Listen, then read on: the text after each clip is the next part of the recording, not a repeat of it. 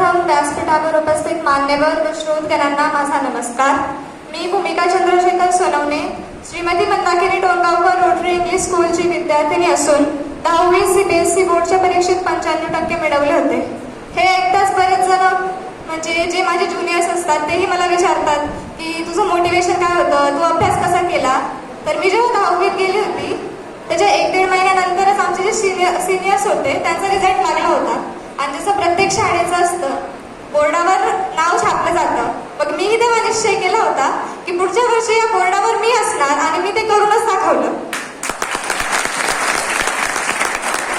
आपण आपल्या समोर कोणत्याही व्यक्तीला जर बघतो तर त्याच्याकडून आपण त्याचे चांगले गुण घेतले पाहिजे.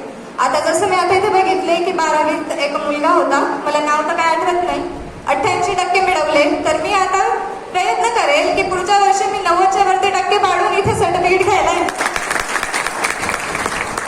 संघर्षाच्या, कष्टाचा आणि प्रामाणिकपणाचा वारसा सांगणाऱ्या माडी समाजाचे मी लेख आहे, याचा मला अभिमान आहे आणि आनंदही आहे.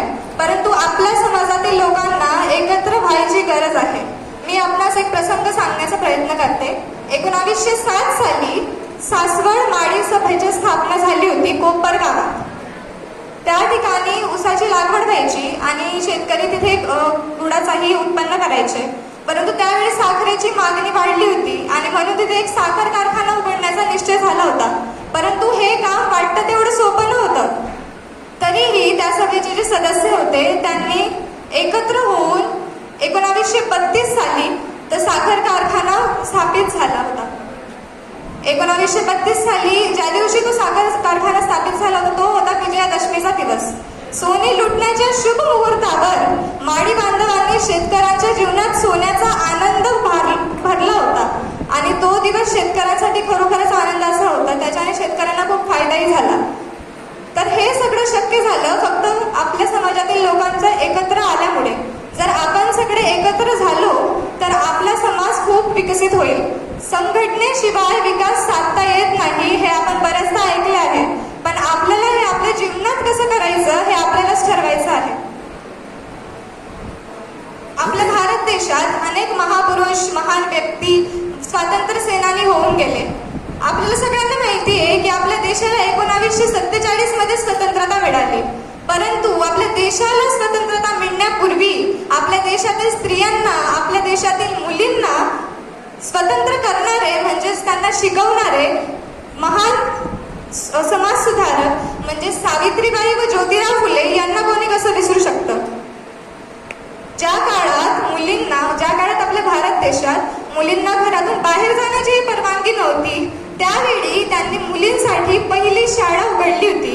त्यावेळी लोक त्यांची निंदा करायचे, परंतु त्यांनी तरीही प्रयत्न सोडला नव्हता.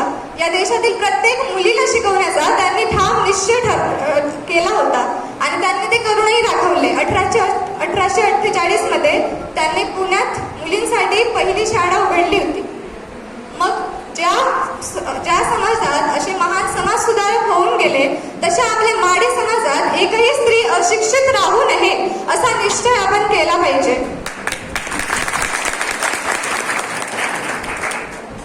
ते म्हणतात ना, मुलगी शिकली प्रगती झाली.